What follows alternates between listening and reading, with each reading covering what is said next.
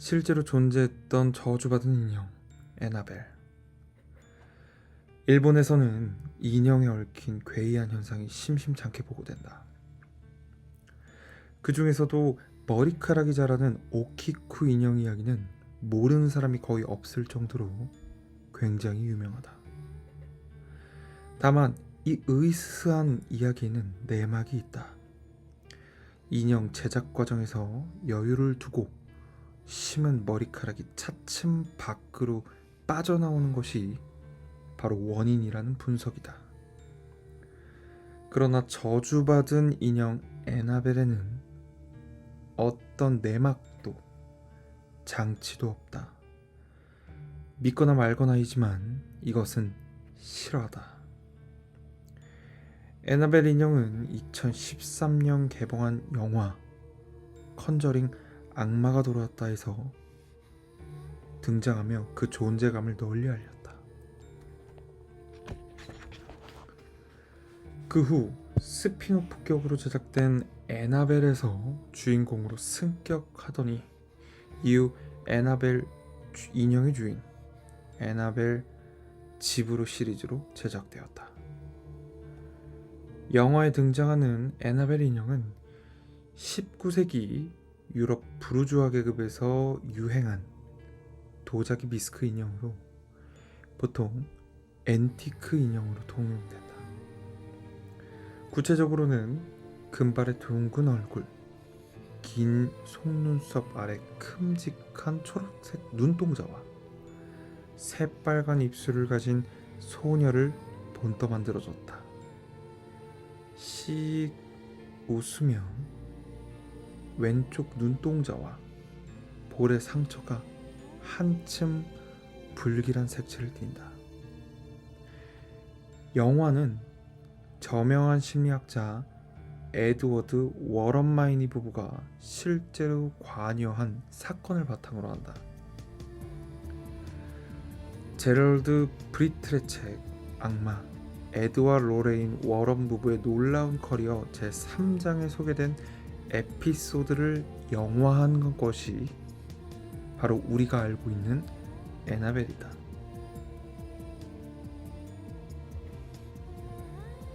7살에 죽은 에나벨 히긴스의 영혼이 쉬어 제멋대로 움직이는 이상한 인형에 대해 소개하고자 한다. 뜸들이기는 이쯤에서 끝내고 사건의 전모를 대략 살펴보도록 한다. 1970년 미국의 대학에서 간호학을 공부한 도나는 생일날 어머니에게서 헝겊인형 앤을 선물로 받는다. 헝겊인형 앤은 작가 조니 그루엘 원작의 그림책 헝겊인형 앤디 이야기에 등장하는 캐릭터 중 하나다.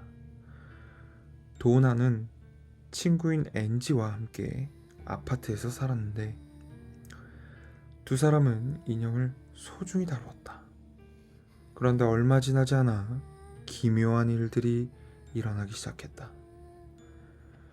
두 사람이 집을 비웠을 때나 보고 있지 않을 때 이 인형의 위치가 아주 조금씩 바뀌어 있었다.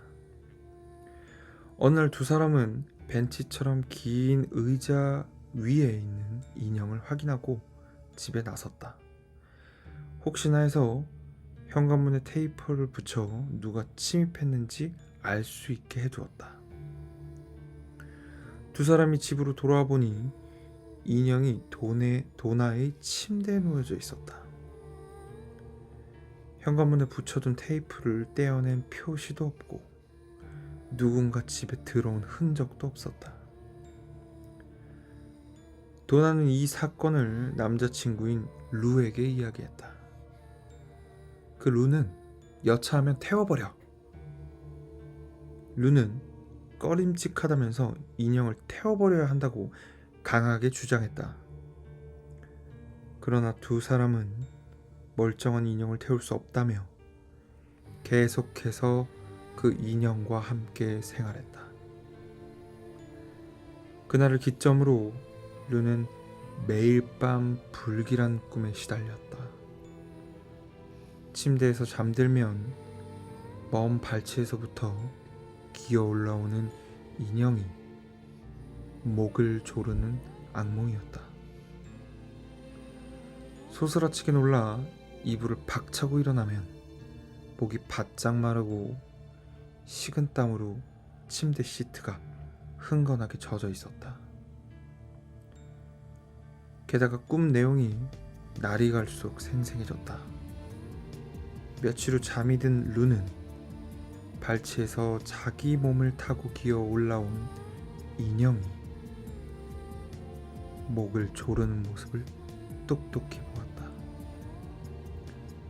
몽롱한 의식 속에서 이건 꿈이 아니고 현실이야라고 확신이 든 순간 까무룩 정신을 잃었다. 한편 도나와 엔지는 처음 보는 오래된 양피지 조각을 집 안에서 발견했다. 이 양피지 조각에는 아이가 쓴 듯한 서툰 글씨로 루를 구해, 우리를 구해줘 라고 적혀져 있었다. 심상치 않은 사태라고 판단한 두 사람은 영매를 찾아갔다. 영매는 인형에게 7살에 죽은 애나벨 히긴스라는 소녀의 영혼이 쉬었다고 말했다. 애나벨이 살던 집이 철거된 후 그 땅에 도나와 엔지가 사는 아파트가 세워졌던 것이다. 애나벨은 자신을 소중하게 아껴주는 도나와 엔지와 함께 행복하게 살고 싶다고 하네요. 영매는 인형의 유래를 이야기해 주었다. 도나는 어린 나이에 세상을 떠난 소녀가 딱해 인형을 그대로 곁에 두기로 했다. 며칠 후 남자친구인 루가 도나의 집으로 왔다. 함께 드라이브를 가기로 한 날이었다. 그때 옆방에서 소리가 들렸다.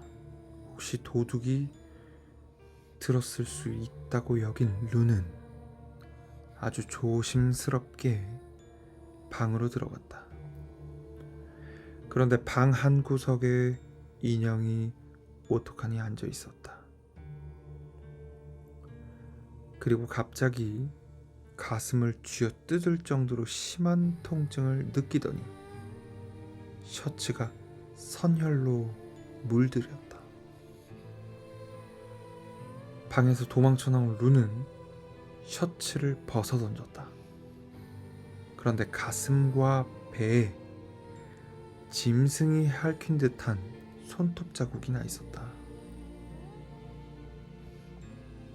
공포에 질린 세 사람은 다급하게 심령 연구가인 워런 부부를 찾아갔다. 워런 부부는 왜 악령이 깃든 에나멜 인형을 박물관에 전시하기로 했을까? 워런 부부는 말했다. 인형에는 죽은 소녀가 아닌 악령이 씌어 있습니다.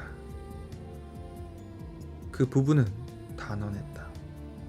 그리고 신부를 불러 퇴마의식을 거행하고 인형을 워런 부부가 인수하기로 했다. 워런 부부는 인형을 자동차 뒷좌석에 태우고 집으로 돌아가는 길에 인형의 악령이 가만히 있을 리 없다며 고속도로를 피해 일반 도로를 택했다.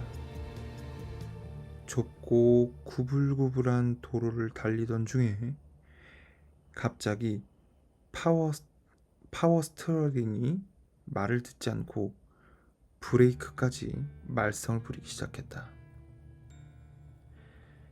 남편이 에드워드는 운전을 하며 가방에서 유리병을 꺼내 안에 들어있던 성수를 인형에 뿌려 위기를 모면하고 가까스로 집에 도착했다. 워런 부부의 집을 새로운 보금자리로 삼은 애나벨 인형은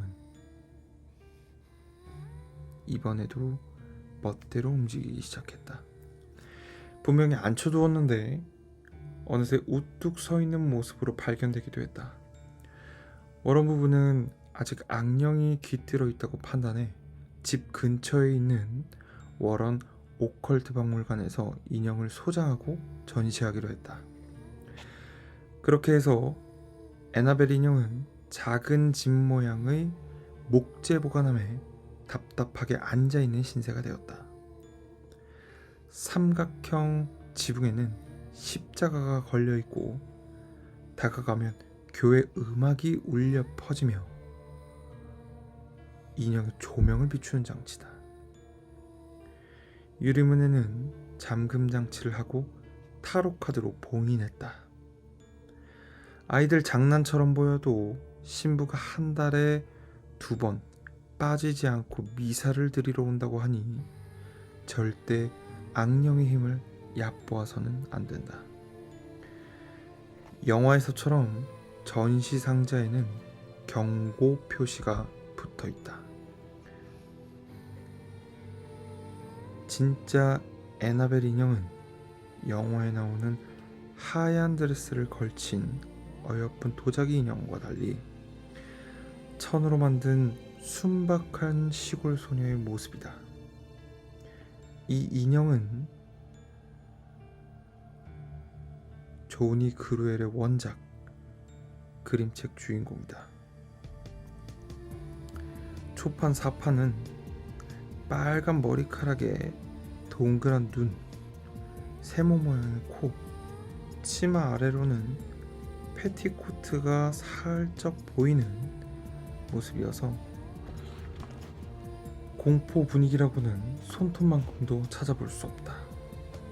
이렇게 순박한 모습으로 영화에 적합하지 않다고 판단한 제작자가 적당히 변형한 듯한다.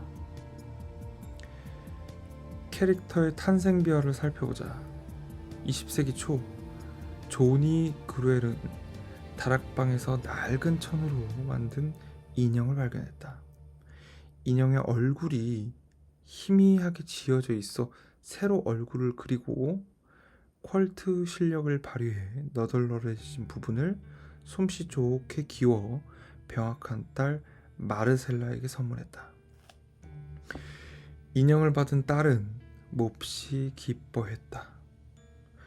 조니 그루엘은 매일 밤 잠들기 전에 인형을 주인공으로 한 이야기를 창작해서 딸에게 들려주었다. 그리고 그녀의 그 이야기를 모아 인형 사파를 그려놓은 그림책 헝겊인형 앤디 이야기를 출간했다. 안타깝게도 작가의 딸 마르셀라는 13살의 병으로 세상을 떠났다. 해코지 하려면 어디 한번 해보시지. 우여곡절을 거쳐 애나벨 인형은 워런 오컬트 박물관에 엄중하게 보관되었는데 이후 경고를 지키지 않아 재앙이 발생한 사례가 여러 건 보고되었다. 어느 날 박물관을 찾은 젊은 커플이 유리 진열장 앞에서 애나벨 인형을 뚫어지게 들여다보았다. 해코지 하려면 어디 한번 해보시지. 남자는 겁도 없이 유리를 두드리며 큰 소리를 쳤다. 이후 남자가 여자친구를 오토바이에 태우고 돌아가던 길에 운전 부주의로 나무와 충돌하는 사고가 발생했다. 그 사고로 남자는 즉사했으나 여자는 목숨을 건졌다. 그녀는 애나벨 인형을 비웃고 갑자기 브레이크가 작동하지 않아 그대로 나무와 충돌했다고 주장했다. 악령보다 하나님의 힘이 위대하시다. 어느 날 신부가 박물관에서 퇴마의식을 거행하던 중에 애나벨 인형을 내던졌다. 신부는 당연히 퇴마 지식이 풍부한 전문가였다. 그런데 의식을 마치고 자동차를 운전해서 돌아가던 길에 신부는 트럭과 부딪힌 대형 사고를 당했다. 구사일생으로 목숨을 건진 신부는 사고 직전 자동차 백미러에 애나벨 인형이 비쳤다고 증언했다. 로레이는 악령의 무서움을 전한 동시에 대처법에 관해서도 이야기한다. 첫째, 악령이 붙은 인형 혹은 물건을 부수거나 태워버리려고 해서는 안 된다. 도나의 남자친구 루가 겪은 불상사는 애나벨 인형을 태우려고 해서 벌어진 사달이라는 주장이다. 악령의 원한을 샀기 때문이라고 추측할 수 있다. 둘째, 악령을 모욕하거나 비웃어서는 안 된다. 앞에서 소개한 두 사례가 아주 좋은 예다. 말하자면 악령에게 복수를 당하기 때문이라고 해석할 수 있다.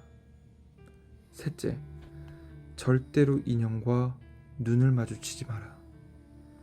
악령은 눈을 마주쳐 홀릴 상대를 인식하고 빙의 대상으로 삼으려 하기 때문이다. 로레이는 일반인이 악령의 힘을 이해할 수는 없다고 경고한다. 그러면서 악령은 과거부터 현재 그리고 미래에도 영원히 이 세상에 존재한다고 말한다. 실제로 이야기에 나오는 악마는 존재합니다.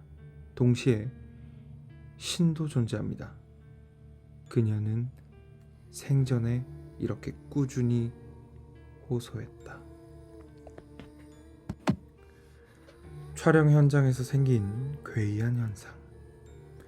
영화 제작 과정에서도 여러 괴이한 현상이 발생했다. 그중 몇 가지를 소개하겠다. 영화 애나벨에서 악마의 가슴에 룬 문자가 나타나는 장면이 있다. 고대 게르만인이 사용하던 룬 문자는 라틴 문자가 발전하게 되면서 소멸했다. 그런데 지금도 주술에서는 사용되고 있다. 이 문자가 유리잔에 비친 적도 있고 거울에 반사되어 보인 적도 있다. 또한 트럭 타이어에 비친 적도 있다고 한다. 두 번째는 애나벨에는 샹들리에가 떨어져 등장인물이 죽는 장면이 나온다. 어느 날 대기하고 있던 악마 역할의 배우 근처로 느닷없이 샹들리에가 떨어졌다. 하마터면 샹들리에 그대로 깔릴 뻔했다. 기술 스태프에 따르면 샹들리에는 튼튼하게 고정되어 있었다. 그 후 문제의 장면은 대본에서 삭제되었다. 또한 영화에서 아내 미아에게 애나벨 인형을 선물하는 존 역의 배우 워드 호턴도 집에서 기묘한 경험을 했다. 배역 설정을 위해 워런 부부가 쓴 책을 읽고 있었는데 아무도 없는 욕실에서 벽에 걸려있던 선반이 떨어졌다. 수리한 후에도 선반이 몇 번이나 떨어졌다. 이뿐만이 아니다. 취재진이 애나벨 촬영 현장을 찾아갔을 때 무대 세트에 이 장소에는 귀신이 쉬어 있다라는 벽보가 붙어 있었다. 장난치고는 도를 넘은 심한 장난이었다. 누가 붙였는지 문제가 되어 범인 색출에 나섰는데 결국 범인을 찾지 못했다. 관계자들은 속으로 악령의 경고라며 두려움에 떨었다고 한다. 2019년에 개봉한 애나벨 집으로는 워런 부부가 출장 중에 남겨진 아이 주디의 친구 다니엘라, 베이비시터 메리, 이렇게 세 사람이 악령과 싸운다는 줄거리다. 그러나 사실 워런 부부가 애나벨 인형을 집으로 가져왔을 때 주디는 이미 어른이 되어 있었다. 그러나 감독은 주디 역으로 어린아이가 적합하다고 판단했다. 그런데 주디 역을 연기한 아역 배우 맥케나 그레이스가 촬영 도중에 코피를 쏟은 적이 있다. 초콜릿을 너무 많이 먹었다거나 흥분해서 연약한 코 속 혈관이 터지며 코피가 나는 것도 아니었다. 맥케나가 휴지를 가지러 무대 세트를 벗어나자마자 코피는 거짓말같이 멈췄다. 제작진은 이때 즉시 신부를 불러 퇴마의식을 거행했다. 마지막으로 영화에 등장하는 애나벨 인형은 영화를 위해 만들어진 소품이다. 그러니 악령이 쉬었을 리가 없다. 그런데 그 인형이 유리 진열장 안에서 뛰쳐나와 세트 안의 다른 장소로 이동하는 사건이 종종 발생했다. 또 무대 세트의 조명이 수시로 스태프를 위협하는 듯 불길하게 깜빡이는 사건이 여러 번 발생했다. 애나벨 인형이 박물관에서 도망쳤다. 애나벨 인형을 유명하게 만든 워런 부부는 1952년에 뉴 잉글랜드 심령조사 협회를 설립하고 과학적으로 해명되지 않은 심령 현상 연구에 종사했다. 세계 각지에서 요청이 들어오면 출장 강연을 마다하지 않고 필요하면 악령 피해 실태 조사에 나섰다. 피해자를 구제하기 위해 퇴마의식을 거행하기도 했다. 부부는 반세기 이상 심령조사 활동에 매진했다. 워런 부부는 어느 부부들과 다른 이채로운 인생을 보냈으나 두 사람의 만남은 지극히 평범했다. 로레인이 16살 때 친구들과 영화를 보러 시내에 나가기로 했는데 동갑내기 에드가 시내 안내를 자처했다. 훤칠하고 단정한 남학생, 이것이 에드의 첫인상이었다. 돌아오는 길에 에드는 3명의 여학생에게 음료수를 사주겠다고 약속했는데 로레인 몫으로만 특별히 탄산음료에 아이스크림을 올린 아이스크림 플로트를 주문했다. 나중에 그 당시를 회상하면서 에드는 깍쟁이처럼 보이는 로레인에게 강렬한 인상을 주고 싶어서 그랬다고 이야기했다. 한편 로레인은 일기에 오늘 결혼할 남자를 만났다 라고 적었다. 어린 시절부터 영감이 뛰어났던 그녀에게 에드와의 만남은 금세 사랑에 빠지는 소녀의 감성이라기보다 미래를 예지한 예감에 가까웠다. 그 당시 에드는 로레인의 숨겨진 힘을 몰랐으나 젊어서부터 악마에 관심을 가지고 관련 서적을 탐독했다. 처음에는 순진한 흥미였는데 차츰 카톨릭교회 공인으로 퇴마의식을 거행할 정도로 발전했다. 참고로 일반인에게 퇴마사제 자격을 부여한 사례는 에드가 유일하다. 일반적으로는 성직자도 특별한 수업과 훈련을 거쳐야 겨우 퇴마사제 자격을 얻을 수 있다.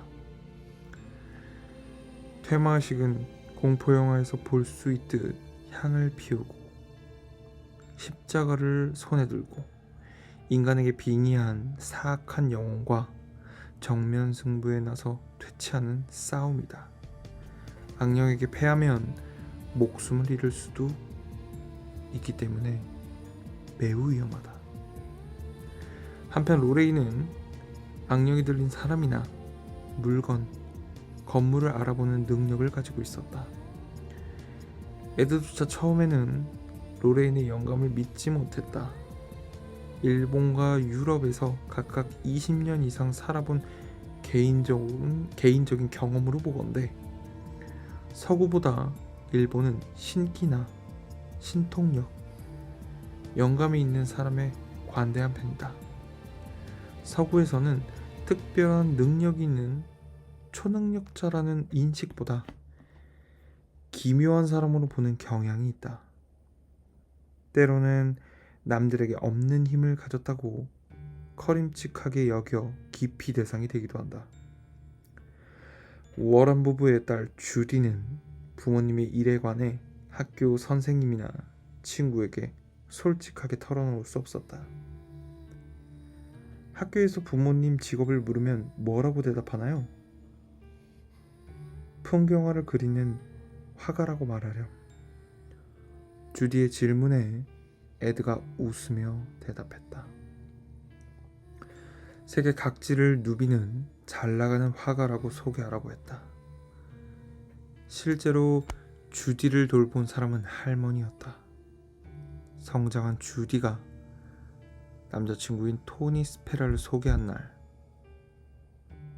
워런 부부는 딸에게 엄중하게 출입이 금지됐던 워런 오컬트 박물관으로 토니를 안내했다.